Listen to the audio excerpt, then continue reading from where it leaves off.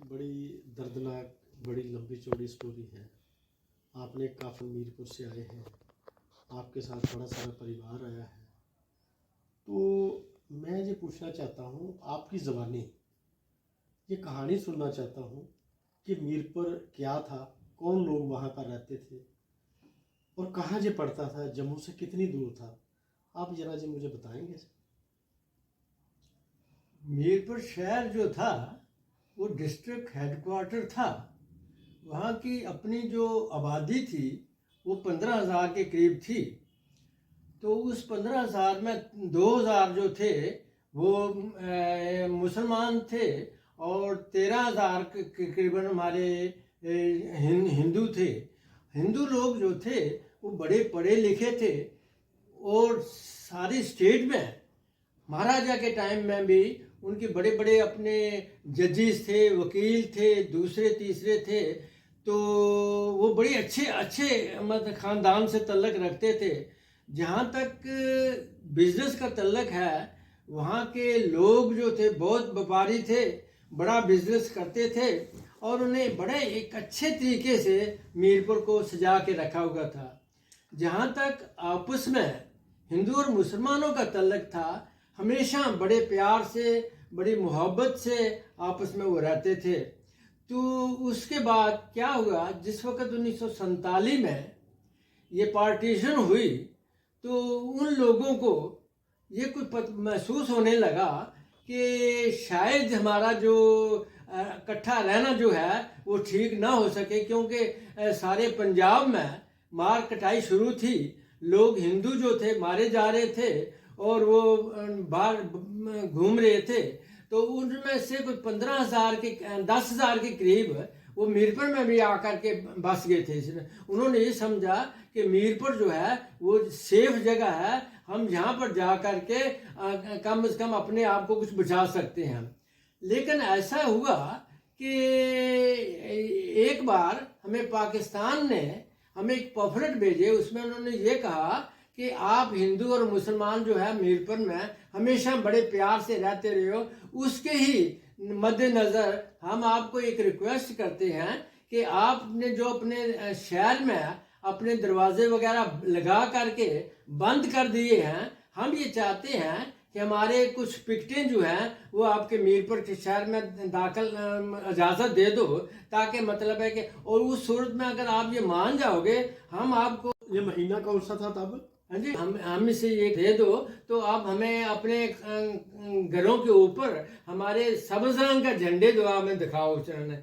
लेकिन लोग हमारे मानने वाले कब थे, उनको ये भी पता था कि हमारे पास फोर्स बड़ी कम है, ये भी पता था कि हमारे पास अम्यूनिशन बहुत कम है, और ये भी पता था कि हमारी जो सप्लाई वगैरह है पाकिस्तान से हो रही है, ये बंद हो जाएगी। लेकिन इसके बावजूद भी हमारे जो बुजुर्ग थे उन्होंने कहा कि हम कभी मतलब है कि पाकिस्तान को रोक नहीं करेंगे। अब जिस वक्त तो हमने जब उन्होंने ये कहा कि आप हमें सब्ज़ रंग के झंडे दिखाओ, हमने उनको लाल रंग के झंडे दिखाए, ये बताने के लिए कि हम आपके साथ लड़ाई करने के लिए तैयार हैं। जब उन्होंने ऐसा किया तो फिर ये क्या हुआ कि उन्होंने पठानों के साथ एक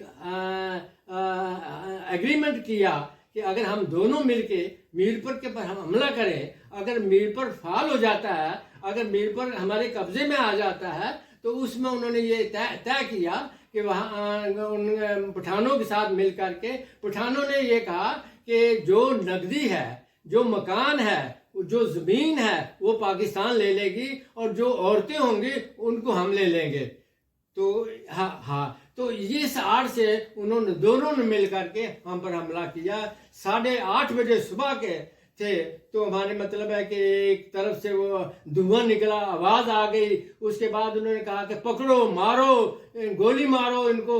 तो इतनी दहशत थी कि हम लोग हैरान हो गए कि मतलब अब क्या करना है। अपने घरों से निकले ये देखने के लिए कि ये क्या हो रहा है, लेकिन इतना हमें टाइम नहीं मिला कि हम वापस में घर में जाएं और वहाँ से मतलब है कि हमने वहाँ से एक जगह से निकल करके दूसरे निकल में इस तरह से करते करते हम।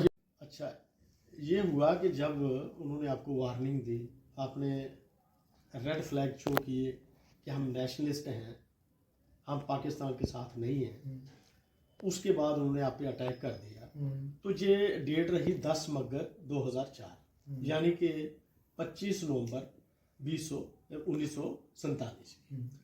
फिर उसके बाद जब आप घर से निकले, फिर आगे क्या आपके साथ कैसे हुआ, कैसे किया, वो आप जरा बयान करें।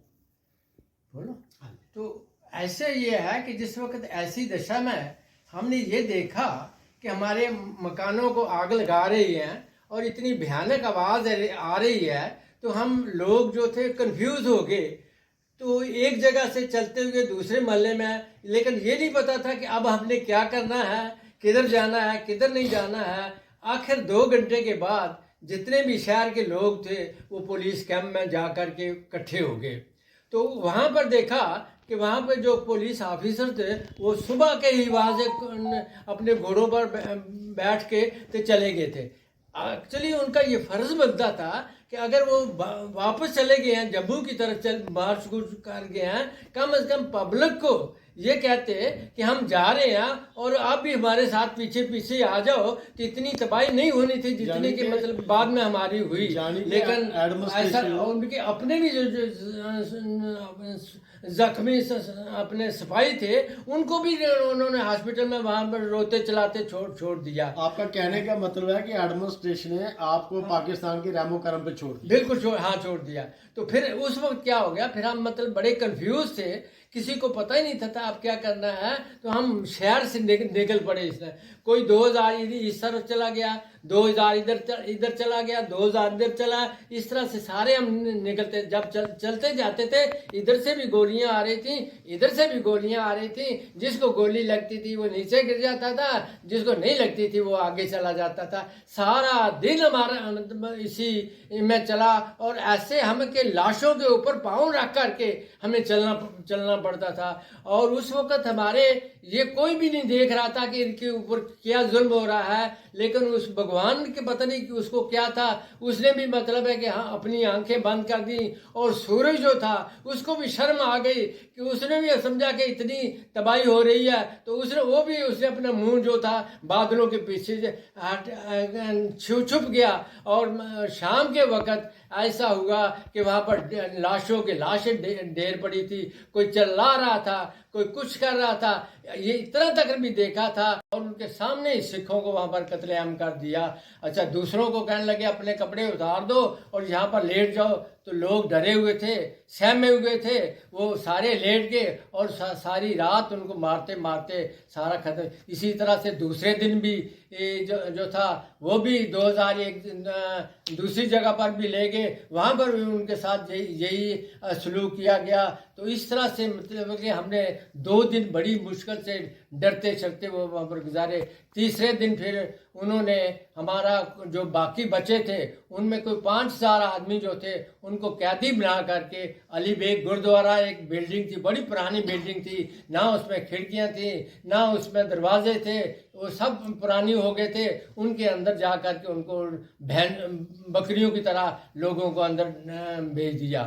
तो दूसरे दिन वहाँ पर एक बड़े उनका मुसलमानों का एक बड़ा अच्छा आदमी था, वो लोगों के साथ बड़ा मिलता जुलता, बड़ा मजाक करता था और लोग भी उसको चाहते थे। वो कोर्ट में काम करता था। तो वो आया, वहाँ पर आया, वो कहने लगा कि उसकी आंखों से आंसू निकल रहे थे। वो कहता था कि मैं आपकी हालत देख करके मतलब है कि मैं ये बर्दाश्त नहीं कर सकता, मैं चाहता हूँ कि मैं खुद ही मर जाऊँ जो आपकी हालत देखे बगैर। एक्चुअली कुछ और बात थी, पाकिस्तान गवर्नमेंट ने उसको भेजा था कि तुम मीरपुर के रहने वाले हो, तुम सबको जानते हो, तो वो ये देख लो कि यहाँ पर पढ़े लिखे आदमी कौन से हैं, तो उनको किसी तरीके से वहाँ से निकाल कर हमें दे दो कि हम तो उसने ऐसा किया कि जो पढ़े लिखे आदमी थे उनको मतलब सबको बुला करके एक तरफ उनको कहने लगे कि मैं आपको चाहता हूँ कि जितनी देर आप इस कैंप में गुरुद्वारे कैंप में बैठे हुए हो, मैं पाकिस्तान गवर्नमेंट के साथ ये कोशिश करूँगा कि आपको दिन के वक्त ले जाया करें, वहाँ पर फैक्ट्री में काम करेंगे और शाम को जो पैसा मिलेगा वो आप रात को आकर के अपने बाल बच्चे जो आपके हैं यहाँ पर बच्चे उनको करें। तो लोग बड़े खुश हुए कि ये इतना हमारा दोस्त, इतना हमारा अच्छा आदमी है, इसने इतनी मदद करी। और चलते चलते उसने कुछ आदमियों को मफलर दिए, कुछ आदमियों को उन्होंने टोपियाँ दी। वो थोड़े से आदमी तो 14-15 थी, तो उन लोगों ने बड़ा उसका शुक्रिया अदा किया। लेकिन बात दरअसल ये थी कि जिसको टोपियाँ दी थी, जिनको उसने मफलर दिए थे, उसकी अंदर की मंशा कुछ और थी। वो ये थी कि जिस वक्त आर्मी में जाकर उसने कहा कि इन सब लोगों को कल इकट्ठा। आपकी उम्र जो थी 16 साल की थी और आप कॉलेज में पढ़ते थे। हाँ। तब तो आप यंग थे, क्योंकि आपको तो हर चीज़ पूरी याद है, आपने हाँ। अपनी आंखों से देखा है। तो आज आपकी जो उम्र है, इसका मतलब 91 ईयर्स, 91 साल की उम्र है। तो बड़े कम लोग हैं जो अब ये सारी बात बता सकते हैं, जो आज की डेट में जितनी समझ है जिनको। तो उसमें से आपने तो खैर बड़ा रोल प्ले किया अपनी बरादरी के लिए, बड़ा बरादरी को अपलिफ्ट करने के लिए बड़ा काम किया। तो फिर जब आप उस कैंप में थे, वो जो बंदे ले गए मारने के लिए, उसके बाद आप फिर क्या हुआ आपके साथ? उसके बाद ये है कि हमें ये पता नहीं था कि हम मतलब है कि हम कहाँ पर जा रहे हैं, कहाँ पर नहीं जा रहे हैं, बगैर नाए के हम आगे निकल जा रहे थे। लेकिन ये हमें थोड़ा सा पता लग गया कि ये अगर पहाड़ी के ऊपर चढ़ के तो हम किसी और अच्छी जगह पर पहुंच जाएंगे। तो हम 7 दिन चलते रहे, ना रास्ते में खाना मिला, ना रास्ते में पानी मिला। चलते चलते हमारे जूते वगैरह भी उतरते, कांटे लगे हुए थे। तो 5 दिन के बाद हम जगड़ में पहुंचे। वहाँ पर हमने अपने देखा कि अपनी आर्मी थी, उन्होंने हमें गले लगाया, उन्होंने अपने खाना शाना दिया। तो एक दिन हम वहाँ पर रहे। उसके बाद फिर दूसरे दिन फिर हम जम्मू की तरफ मार्च हो गए। कोई गाड़ी नहीं थी, कोई कुछ नहीं, पैदल ही। तो 7 दिन के बाद हम जम्मू पहुँचे। और उस वक्त हमारी ये हालत थी कि हमें अपने आप की होश नहीं थी कि हम जिंदा भी हैं कि नहीं जिंदा है। यहाँ पर आकर के फिर जिनके रिश्तेदार थे, उन्होंने उनको अपने घर में ले गए। जो जिनके रिश्तेदार नहीं थे, गवर्नमेंट ने उनको कैंप में डाल दिया। इस तरह से हमारे वो बच के थे आए। इतनी देर में हमारे जब उधर से आ रहे थे, उधर हमने देखा कि वो कोटली के लोग भी जो थे वो भी आ रहे थे। लेकिन हमारे उसमें बड़ा फ़र्क था। ये फ़र्क था कि हम जो लोग जो थे पैदल चल के गोलियां खा के आए हुए थे। लेकिन जो कोटली के लोग थे, उन्होंने गवर्नमेंट ने जो आर्मी थी उनको अपनी प्रोटेक्शन में वहाँ पर लाया। कोई नुकसान नहीं हुआ, कोई कुछ नहीं हुआ। और वो बड़ी सेफ तरीके से जम्मू पहुँचा दिया गया उनको। इसका मतलब है कि मीरपुर के लिए खासकर जो उस वक्त राजे का हुकूमत थी, आर्मी थी, मीरपुर को उन्होंने सेव करने की कोशिश नहीं की। इसीलिए मीरपुर के, जैसे आप बता रहे हैं कि 26,000 की आबादी थी और उसमें से 18,000 लोग जो है वो शहीद हो गए। और ये बहुत बड़ा इतना बड़ा जो कांड है, मुझे नहीं लगता कि दुनिया में कहीं हुआ। 26,000 लोगों में से 18,000 लोग मर गए हों। मेरा ख्याल है कोई घर ऐसा नहीं बचा होगा कि जिसका आप जम्मू में आ गए, सब बिखरे हुए थे, कोई पता नहीं बहन कहाँ है, भाई कहाँ है, बाप कहाँ है। तो आपको जो जम्मू के आकर पता चला कि आपके पिताजी भी थे आपके साथ वहाँ कैंप में, वो नहीं आए, तो वो भी शहीद हो गए थे। जो आपको जम्मू में आके पता चला। और बाकी जो मैंने सुना है कि काफ़ी सारी औरतें, लड़कियों ने अपने आप को खुदकशी कर दी, कुएं में छलांग मार दी, कईयों ने, भाइयों ने बहनों को मार दिया। तो ये एपिसोड में वहां पर हुए भी, ये भी आपको जम्मू आके एक दूसरे से पता चला होगा जी क्या क्या हुए। इसकी जानकारी भी आप जरा दें कि जी क्या हुआ। और आपके साथ ये तो था आपका ग्रुप एक, जिसकी ये तो आपका ग्रुप था जो आपने अपनी आंखों से देखा हाल।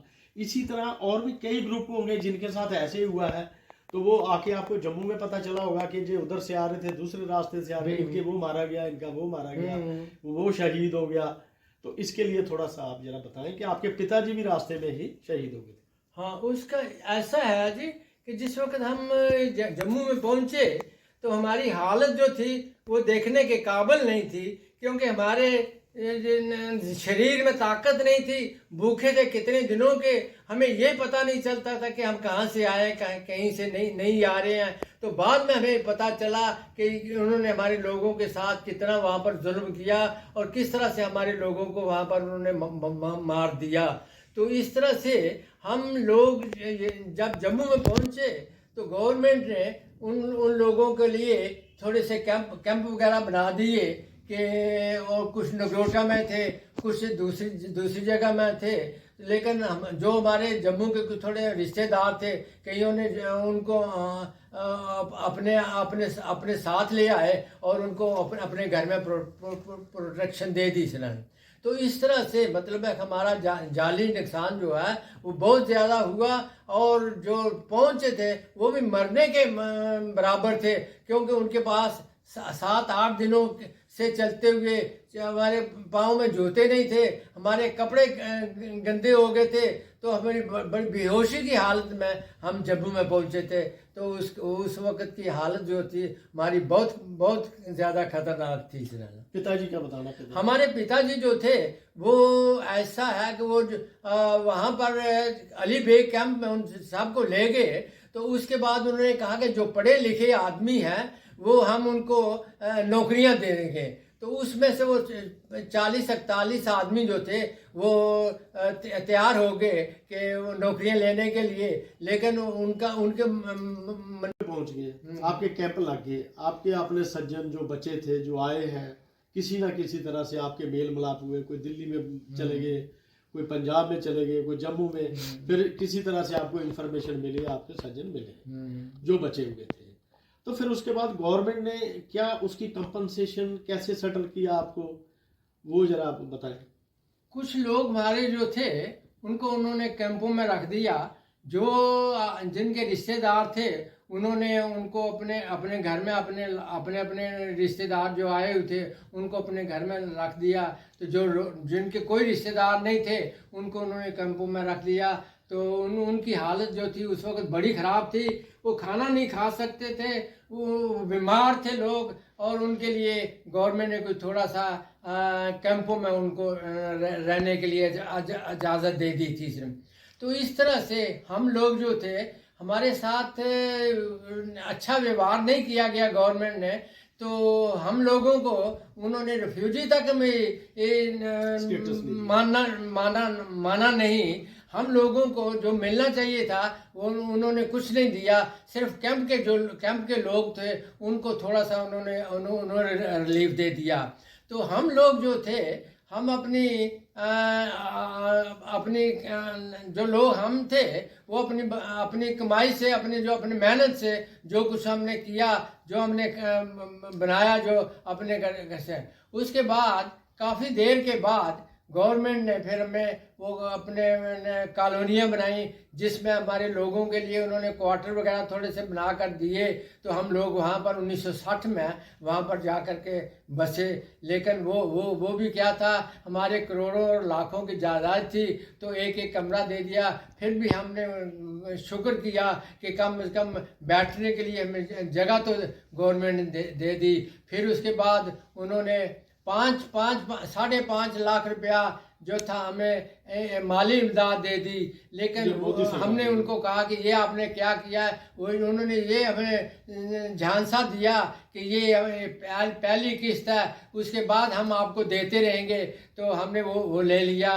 तो वो उसमें फिर उन्होंने 2 कमरे के क्वार्टर बना दिए। उसमें से भी जो हमारी कंपनसेशन उन्होंने देनी थी उसका पैसा जो था उसी में एडजस्ट कर दिया। जिनको मकान नहीं मिले उनको पूरा पैसा दिया गया, जिनको मकान दिए गए उनमें से थोड़े से 2500 से निकाल करके बाकी जो था वो उन्होंने दे दिया। इस तरह से ये ठीक है कि कोई भी वहाँ पर, जैसे आपने बताया कि बड़े सीनियर पढ़े लिखे लोग, इंटेलेक्चुअल लोग थे, जजेस थे, बिजनेस बड़े अच्छे थे, तो इसका मतलब मीरपुर एक बड़ा अच्छा टाउन था। यहाँ पर अच्छे खाते पीते लोग थे जिनकी प्रॉपर्टी मूवेबल इमूवेबल प्रॉपर्टियाँ भी अच्छी थी। और उनको सरकार ने जो है, उस वक्त कांग्रेस की सरकार थी, जिन्होंने छोटे छोटे घर बना के दे दिए आपको कि इसी में रहो, उसके बाद किसी ने पूछा भी नहीं। चलो बीजेपी सरकार आई, इसने जो एक वायदा किया कि हम 30 लाख कंपनसेशन जो रिकमेंडेड है वो आपको देंगे।